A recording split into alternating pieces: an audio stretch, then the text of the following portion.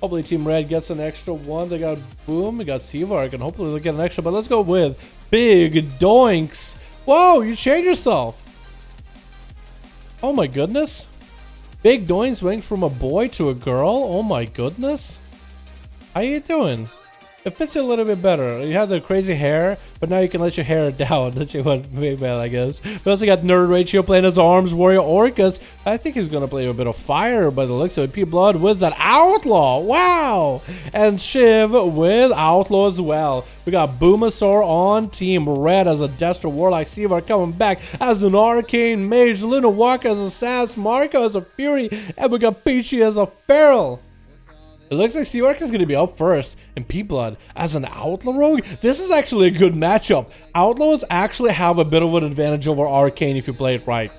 The fact that you have long range stuns, you have pistol shots, you have quite a lot. But Seavark does find P-Blood a little bit early by just throwing down an Arcane Orb out of nowhere. P-Blood getting a killer shot onto Seavark with a killing sprint to follow. Seavark trying to see if he can get some slows going into P-Blood. He's going to sprint out of there. He's going to punish him with Arcane Missiles for hiding behind the pillar. Seavark does have a pretty good position right now to be able to blink around here. P-Blood making sure to get himself a couple buffs rolling, but looks like he's going to have a hard time catching up. Does grapple hook over to Seavark with a gouge to follow. Might have enough calm points off of that gouge to go for a stun. Did a little bit. Seavark chicken out of that stun, however. P-Blood, is he going to back up here? Taking quite a bit of damage from Seavark right now. That's going to be quite a lot. Grapple hooking away. Might want to go for Cloak, but no! The Unjustice League. He just had the biggest injustice delivered to him. Oh my goodness. That was just unfortunate. That was just unfortunate. Who's up next? We got Shiv, we got Nerd Rage, we got Orcus, Big Doinks. Looks like Doinks is going to be up next. Man, that was just unfortunate, Blood. Blood is a sub main. I don't blame him, man, for having a rough game as Outlaw. Who plays Outlaw, right? Who plays that spec, man? I wish more people did, dude. Big Doinks landing a big old touch of death onto Seavark. Is he going to go for that Invis in order to deal with that touch of death later? He's going to get himself a Crucible, a little bit of a Temporal right now. He actually could Temporal all of that touch of death damage. He's going to be able to get himself quite a bit of heal. And that's going to be Mally rolling on him right now. He's going to have to find a way to deal with that. Because it's right in the way and getting hit with a Mally for Big Doinks too. He's going to try to see if he can go defuse magic. Didn't get a reversal. He actually still maintains the dots. So he does get to remove a layer of Mally, but he doesn't get to remove it completely. It still keeps refreshing on him. Interesting. Big Doinks and Seavark down to Mally's. That's going to be a 2-minute trinket. Not available for a while. Big Doinks pushing up a little bit early, though. Is going to get hit with a slow. Does wall this damage from Seavark, but that's going to be a defensive down. So Big Doinks, wall down, diffuse down, karma up. He might have something else available later. I'm trying to get a slow into Seavark, but playing against an Arcane Mage who's all about slows? Come on, dude. Missing that polymorph, or dodging that polymorph, ducking behind the pillar as Seavark tries to go for a little bit of CC. Is going to get an interrupt onto Big Doinks, but the incap is not a magic spell. It's going to be a physical into a leg sweep, into a bit of Fist of Fury. Seavark going to take some damage out of this. Maybe Whirling Dragon Punch to follow after. Is going to get himself a Temporal. And Big Doinks is going to stop his damage at a moment as soon as he sees that Temporal up and running. Seavark getting a shield up. And he's going to try to see if he can kind of coax Doinks away from the pillar. If he can somehow get Doinks away from the pillar, out in the open, use up all of his rolls, he might be in a bad spot. Doinks going for a bit of a Tiger's Lust. Seavark needs to solo that immediately. Doinks refreshing himself back to the pillar. That's going to be quite a hefty dot flowing from Seavark onto Doinks. Is going to be using the Underrot, what is it called? Voodoo Doll? The Underrot Trinket, Underrot Voodoo Trinket. In order to put quite a big damage onto Doinks. It is quite a good trinket for PvP, apparently.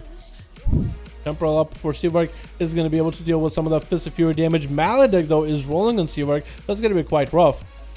Going for that Invis does give him that 60% damage reduction. Looking to maybe get another polymorph onto Doinks, put him out in the open.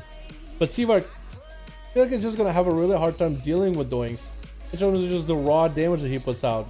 We're looking to get himself as much food as possible. Looking away to repoly. Doinks did get himself quite a bit of feast, though. That was well done. But in terms of the damage you can put out, like, I don't know, it might be tough. He should have his Voodoo Trinket. Actually, Voodoo Trinket up and running right now. See if I can go for some big damage. Could Ice Block this if he wanted to, but might actually have to sit it. Because if he Ice Blocks right now, he might make himself completely defenseless. Trying to burn through his Karma ASAP. He's still firing those Arcane Missiles into it. Again, a Temporal up and running later. I want to say Big Doink so far has had the massive advantage of a Monk. The mobility and the ability to disengage, even from an Arcane Mage with all those blinks, it's just super easy for Doinks to work with. Seavark not having the consistency of damage, not really being able to really ramp up some crazy bursts either. So it's really like, it's like maybe the damage is too consistent, but it's all about like lone cast. It's all about like, I don't know, like I guess the consistency comes from him being able to, let's say, get a bunch of Arcane Missiles back to back, but he doesn't always get procs for it. It's like very proc based. Arcane is full of surprises. Like, look at Arcane Missiles damage. That's actually doing quite good. Getting back to back on those. Seavark actually able to put some pressure onto Doink. Touch of Death is going to be coming down. Seavark trinket out of it immediately. Could go for a Temporal to deal with that Touch of Death. He is going to do it and take that Touch of Death is going to reverse it to Temporal. Doink's popping a wall as well as Diffuse Harm. 22 seconds left on that Karma. And actually is out in the open. Get hit with those Arcane Missiles. Mally to follow right after Doinks. Is going to take quite a bit of damage. Not a lot he can really heal from. That's going to be Seavark trying to blink around. 10 seconds left on that Karma. Seavark is able to push up hard and do some big damage to Doinks and finish him off. He might stand a chance here. It's going to go 3 seconds onto the Karma. Might have to Ice Block that Karma just to get this win. Is actually going to back up for a second, and Doinks looking like he's going to get him some full recovery. 7 minutes in. Seavark could go for a setup here. Doinks recovered quite a bit though.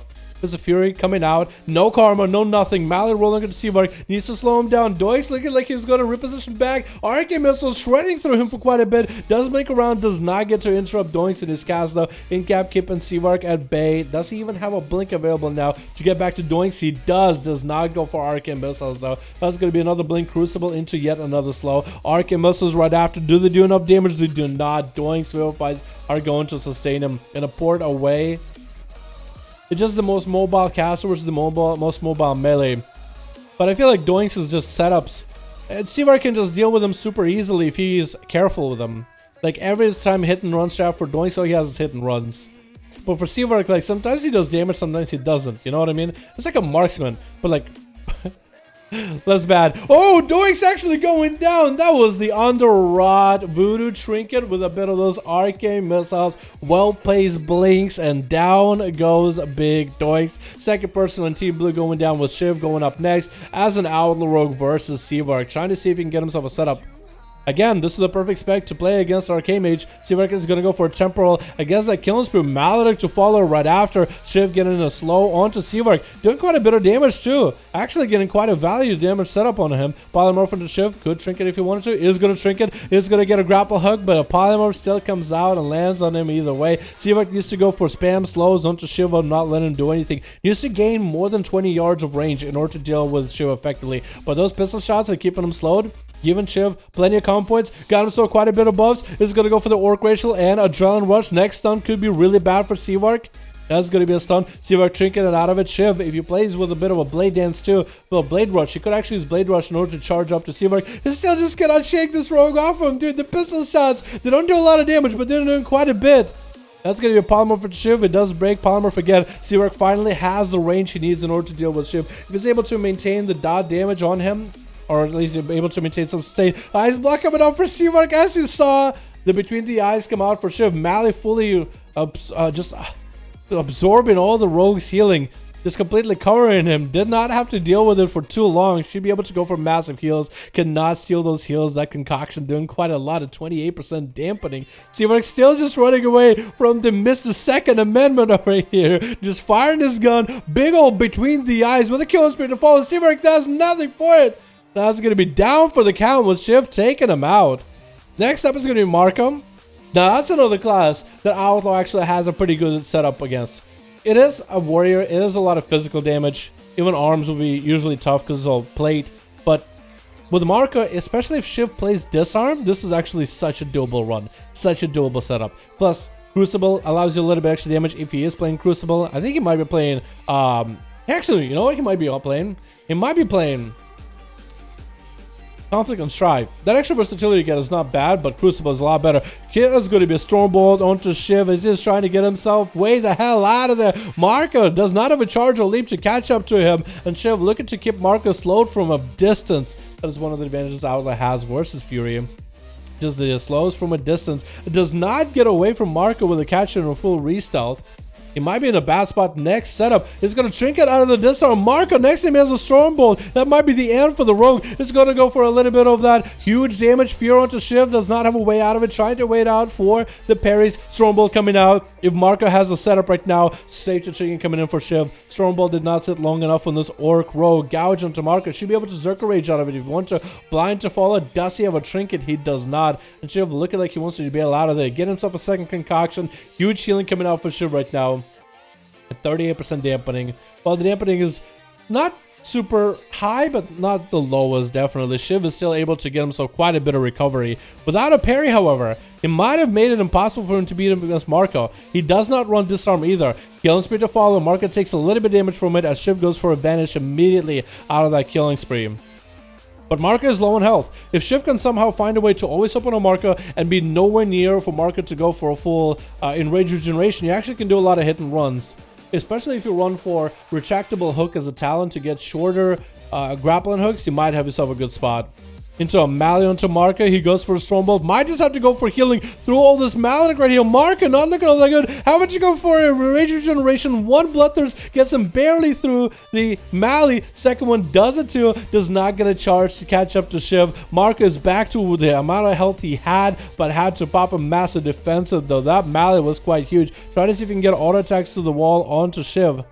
And Shiv is just going to hit him with a pistol shot here and there. Gouge, Zerka raging out of it into a stun. Does Shiv have enough damage? Does Marco have enough damage? Shiv is actually back up at full health of 45% dampening. What is that, dude? You're not looking at the Outlaw Rogue. You never look at him. Bam, he's at full health. What is going on? Marco has a lot of health to burn through Stormbolt, but he doesn't have a setup with that Stormbolt to follow. Marco is still super low. Having to go for a commanding shout as he's getting a little bit more desperate on the damage. Shiv not even running anywhere at this point. Getting a full between the eyes into Marco with a killing spree to follow, doing quite a bit of damage and getting a big old finish off at the end. He has to be playing, dude. He has to be playing Conflict and Strive, man. He has to be, because otherwise I'll be seeing Crucibles flying.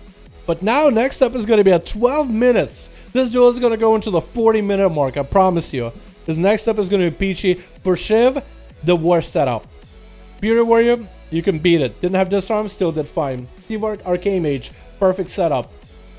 Feral, the worst.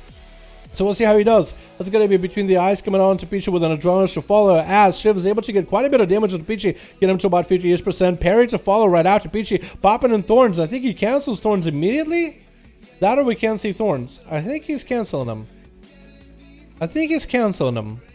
Someone tells me he might be.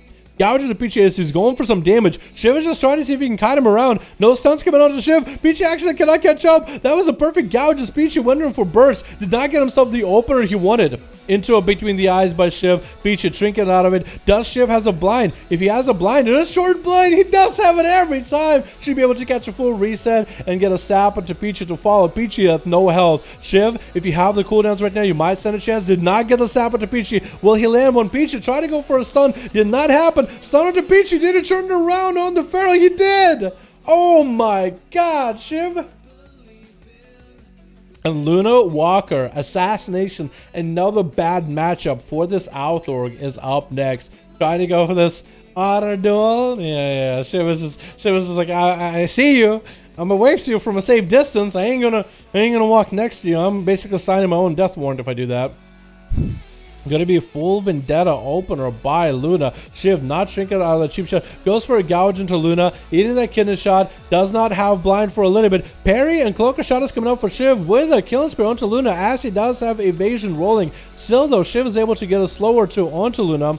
Just needs to continue to pistol shot on him as much as he can, but Shiv is just taking those poison knives to the face. Luna got himself quite a bit of heal. Shiv going for that Adrenaline Rush, trying to see if he maybe can get himself another setup onto Luna Walker. Stun coming out right now. Shiv getting quite a bit of damage with those finishers in there. Cloak shot is coming out for Luna. Cannot really do much with that. Non-magical damage by Shiv, and does get a blind with that trinket onto Luna. Having a shorter blind lets him blind enemies every single time, dude. Every person you duel is always going to have a blind for you and out blind you every time. Cheap shot to follow as an opener. Shiv just trying to get some calm points rolling. Mally to follow right after. Big between the eyes into Luna as he tries to go himself for a bit of a self-heal. That's going to be kidney shot onto Shiv. Luna barely has anything. Mally's rolling. Cheat death to follow. Tries to go for a shadow meld. Does he have any dots at all? I think he actually got himself a full clean reset. Shiv just needs to find the guy immediately as Luna has no health. 69% dampening, which is fairly nice. But 16 minutes in, dude. Should see him, should be able to pistol shot him, does land it. Trying to get away from any setup. Goes for a cloak of shadows immediately. That's a pretty early defensive. Luna also going for a cloak of shadows as well, as if it really does anything for him. Parry coming up for Shiv. Luna is going to go for a bit of a vanish. Does Shiv see him? Are the eyes still up? They are not. Luna is going to throw a crucible at Shiv, however. Does the Shro get to find him? Pistol shotting. Does get it. Blind onto Luna, who trinkets out of that one. What an early blind. Luna should have one coming up very soon. Shiv actually went for a vanish.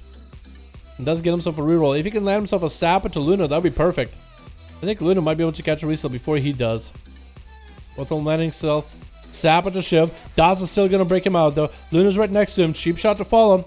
Does Luna have any damage here to follow from here? Going to be a adrenaline rush already activated for Shiv. Is he going to be able to survive through his damage? Save to chicken pocket for him. Stun onto Luna. No chicken available. Trying to get as much damage in into a killing spree. And down goes Luna. Shiv taking 4 people down back to back with Boomasaur being the last one left.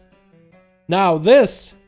I told you boys before. I told you. Arcade Mage, oh, that's super easy. Warrior, that's doable. And then it just gets harder and harder and harder to come back. And now we got Boomsaur, which might be the hardest matchup that Outlaw has of any classes. That or maybe Red Paladin. So Shiv, he had nothing left at the end, dude. He had nothing at the end. But at least Orcus and Nerd Rage might stand a chance to be able to play here. Unless Orcus takes the glory away from Nerd. Probably Nerd Rage has even a chance. Orcus is gonna have to deal with the intro pet, however. Polymorph coming out onto... Oh, does he freeze the pet? I think Boomsaur actually tried to position the pet away. He tried to send the pet running in the other direction. Does get an interrupt onto that fear. Greater Power Blast still probably going to connect. No, he does not. The pet gets out from all those freezes at the end of that CC chain. Orcus going for that Temporal. Infernal coming down from left side. Does not land the stun, but that's going to be a stun for Boomsaur with a Cataclysm. Around the corner, Orcus is on borrowed time, trying to Pyroblast down Boomsaur ASAP, not triggered out of the horrific breath on all those pets. Blanket next to Boomasaur, and even has images up and running. But I don't think those images are going to do that much damage. Boomsaur just going to try to go for Drain Life. I mean, I guess they're breaking through his shield pretty easily. But this high dampening, 91%, dude. 20 minutes in, holy crap. Orcus, though, on his last breath, and down he goes. Nerd Rage.